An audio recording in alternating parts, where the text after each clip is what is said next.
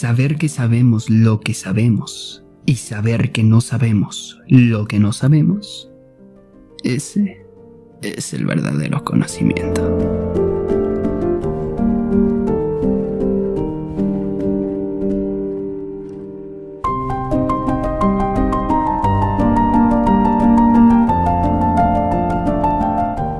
Nicolás Copérnico y la revolución del cosmos.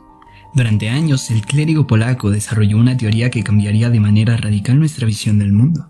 Desplazó a la Tierra del centro del universo y la pasó a dar vueltas alrededor del Sol.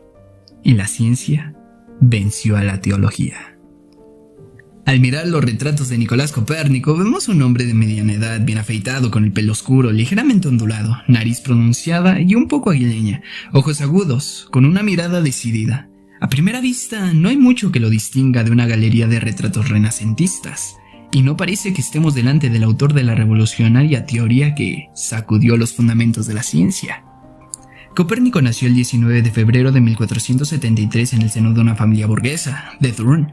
Su padre era un comerciante recién llegado de Cracovia, la capital del reino polaco, y su madre venía de una adinerada familia local. Thurn era uno de los principales centros urbanos en el norte de Polonia, país en el que pertenecía desde 1466. Su ubicación, en la ribera del Vístula y en el cruce de caminos comerciales, contribuía a la riqueza de la ciudad y de sus habitantes.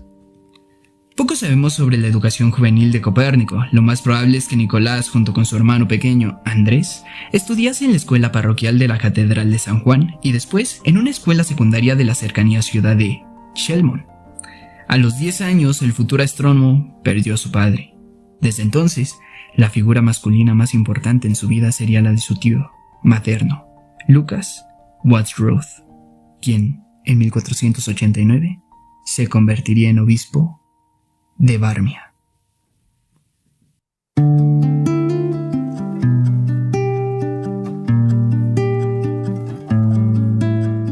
Una ciudad cosmopolita. Copérnico se matriculó en la Academia de Cracovia en 1491. Era la única universidad en Polonia y una de las pocas en esta parte de Europa. Fundada en 1364, ganó fama en la segunda mitad del siglo XV. Como importante centro de estudios matemáticos y astronómicos, gracias a una serie de profesores excepcionales como Juan de Glowow, quien calculó la posición geográfica de Cracovia, o Alberto de Brudzewo. Era un ambiente proporcionado para que arraigara una nueva corriente cultural que llegó a Polonia desde el sur de Europa: el Renacimiento. Cracovia era una ciudad cosmopolita y repleta de visitantes procedentes de todos los rincones de Europa, mercaderes, artesanos e intelectuales. El precepto de los hijos del monarca era el humanista italiano Filippo Buonaccorsi, antiguo miembro de la Academia Romana, donde fue conocido bajo el apodo de Calimaco. Por su universidad pasaban los heraldos del humanismo y sus imprentas publicaban los primeros libros. El fervor intelectual de la ciudad seguramente fascinó al joven Nicolás, que sin embargo no llegó a terminar sus estudios allí. En 1495, gracias a la protección de su tío obispo, Copérnico fue nombrado canónigo del cabildo Bromborg, sede del obispado de Varmia, pero Lucas Wadsworth, consciente de los talentos de su sobrino, optó por enviarlo a estudiar Derecho a Bolonia.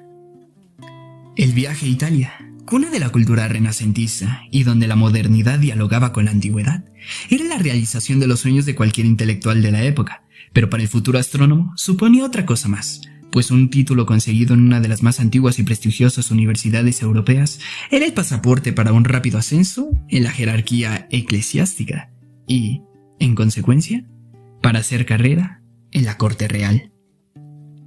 En Italia, el joven de Thurn, en vez de entregarse al estudio del derecho, continuó con su interés en las ciencias. Pronto se puso en contacto con el famoso astrónomo boloñés Domenico Novara, a quien acompañó en sus observaciones, más como asistente que como discípulo. En 1500, Copérnico fue a Roma para participar en las celebraciones del año de jubileo y probablemente también ahí para hacer prácticas en derecho canónico en la administración papal.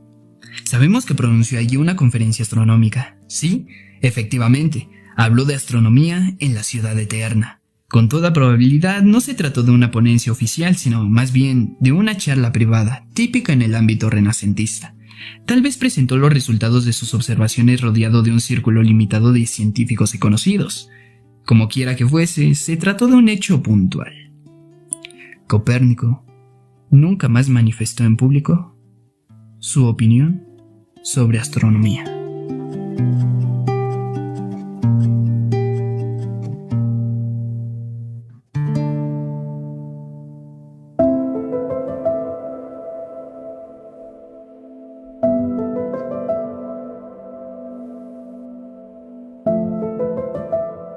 Entre Polonia e Italia. La estancia boloñesa tampoco concluyó con la obtención de un título de estudios como se esperaba de él. Pese a ello, al regresar a Polonia, Nicolás consiguió el permiso de cabildo de Frombork para volver a Italia. Se comprometió a estudiar medicina, una ciencia mucho más empírica y que seguramente se correspondía mejor con el verdadero interés de Copérnico, la observación de la naturaleza. Así, en 1501, Nicolás volvió a Italia, precisamente a Padua, considerada entonces la meca de las ciencias naturales, y a lo largo de los 2 años estuvo formando como médico. Terminado este periodo, y tras una década de estudios en 3 centros diferentes, Copérnico, que ya tenía 30 años, necesitaba un título oficial. Lo obtuvo sorprendentemente en una 4ª universidad, la de Ferrara, donde el último día de mayo de 1503 pasó su examen de doctorado, no en medicina, sino en derecho canónico. Finalmente el doctor Copérnico podía volver a Varmia, con el deber cumplido, pero también con unos amplios conocimientos generales y un gran bagaje de experiencia. De vuelta a Polonia, pasó los primeros años al lado de su tío, como su secretario y médico personal, en el castillo de Lidzbark-Warmiński, residencia del obispo. Copérnico acompañó a su tío en viajes por toda Polonia. En uno que hizo a Cracovia, publicó en 1508 una traducción latina de las cartas del autor bizantino Teofilacto Simocatta. Su versión, aunque desvelaba carencias en el dominio del griego, es una muestra de sus amplios horizontes intelectuales.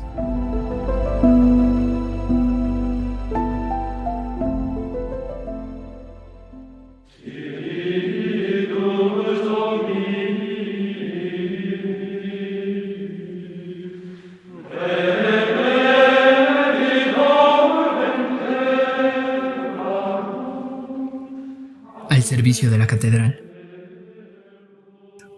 Alrededor de 1510, tío y sobrino empezaron a distanciarse. Al envejecido Watson Ruth, que moriría 2 años después, no le gustaba la pasión científica de Copérnico y su aparente falta de ambición por obtener cargos más importantes. El astrónomo dejó Lidzbark-Warmiński y se trasladó a Framborg. Allí fue nombrado primer canciller y después administrador de los bienes de la catedral. En la guerra de 1520 y 1521 entre Polonia y la Orden de los Caballeros Teutónicos, encabezado de defensa del castillo de Olsztyn, durante todos esos años demostró claramente su dedicación y utilidad para el cabildo, hasta el punto de que fue nombrado administrador interno de la diócesis tras la muerte de uno de los obispos a mediados de la década de 1520. A pesar de ello, nunca intentó seguir las huellas de su tío. Tras obtener un doctorado en Derecho Canónico, Copérnico pasó varios años como asistente de su tío, obispo de Varmia.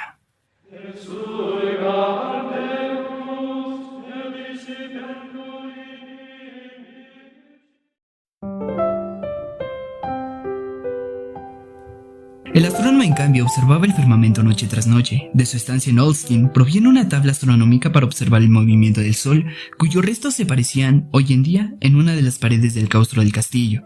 En Frombork mandó a construir el Pavementum, una terraza nivelada donde puso todos los instrumentos astronómicos que había fabricado él mismo. Hasta el fin de su vida, anotaría escrupulosamente los resultados de sus observaciones, construyendo un modelo del universo cada vez más elaborado. No tenemos muchas noticias sobre la vida personal de Copérnico. Su buen amigo Tedeman Gies, obispo de Clemón, lo describió como una persona poco sociable e inmersa en sus propios asuntos. En este sentido, en 1538 apareció un enigmático personaje en su vida, Anne Schilling, su ama de llaves. Su supuesta intimidad con el sexagenario canónigo se convirtió en tema de cotilleo, hasta que el obispo de Varmia, Juan Dantisco, obligó a Copérnico a alejarla de él. Schilling tuvo que irse a Framborg, y Copérnico se quedó otra vez solo, con sus obligaciones y sus pasiones científicas.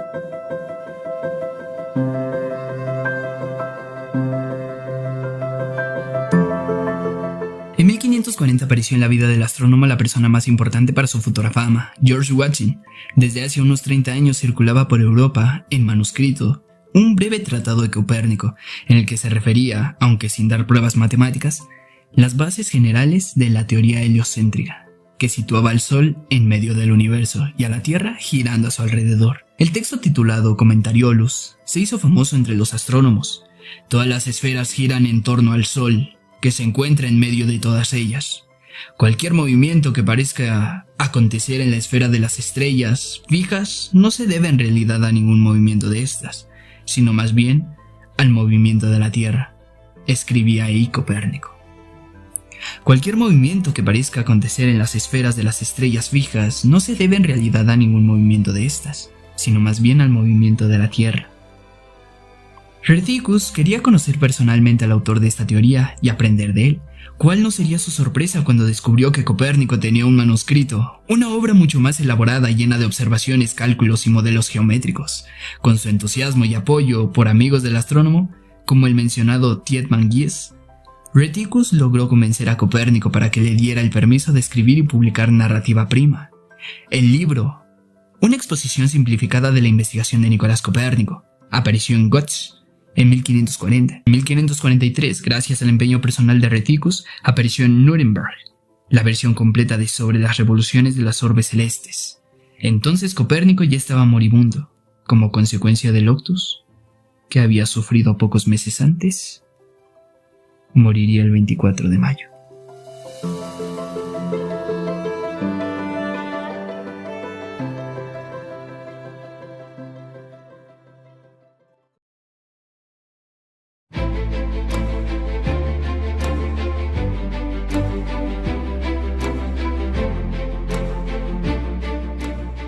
Una obra revolucionaria.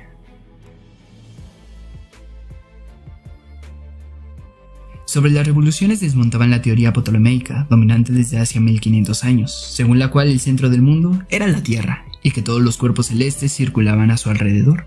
Las falacias de la teoría geocéntrica eran cada vez más patentes, y Copérnico, inspirado por algún autor antiguo que había contemplado la posibilidad de que la Tierra no fuera inmóvil, y por sus propias observaciones, ofreció una firme base matemática en la que defendía la idea del Sol como centro del universo, mientras los planetas giraban alrededor del astro en órbitas circulares.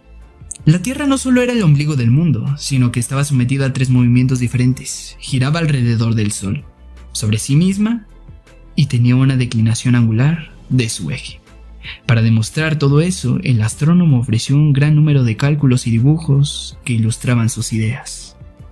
Asimismo, en el prefacio sobre las revoluciones dirigido al Papa Pablo III escribió: si por casualidad hay charlatanes que, aun siendo ignorantes de todas las matemáticas, presumiendo de un juicio sobre ellas por algún pasaje de las Escrituras, malignamente distorsionado de su sentido, se atrevieran a rechazar y atacar esta estructura mía, no hago en absoluto caso de ellos.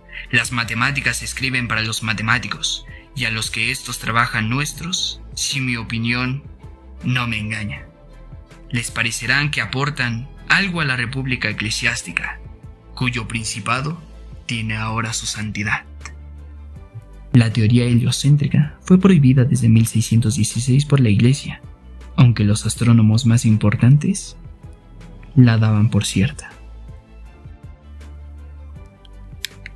Nicolás Copérnico tenía razón, tanto en sus visiones del universo como acerca de las reacciones hacia su obra. Sobre las revoluciones sufrió ataques por parte de gente inexperta, pero fascinó a matemáticos y astrónomos. Galileo Galilei, firme partidario del heliocentrismo, decía que no conocía a nadie que, tras haberlo leído, siguiera defendiendo la teoría geocéntrica.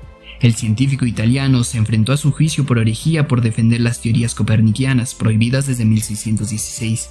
Galileo fue condenado por el Tribunal de la Inquisición, pero pocas dudas tenía sobre la teoría heliocéntrica, cuando, tras retractarse, pronunció: y sin embargo se mueve. La teoría de Copérnico se basa en observaciones y cálculos matemáticos, pero también en ideas filosóficas, como que el círculo es la forma más perfecta de todas. El astrónomo creía en un universo finito, aunque muy grande, formado por 8 esferas concéntricas girando en torno a la gran estrella Sol.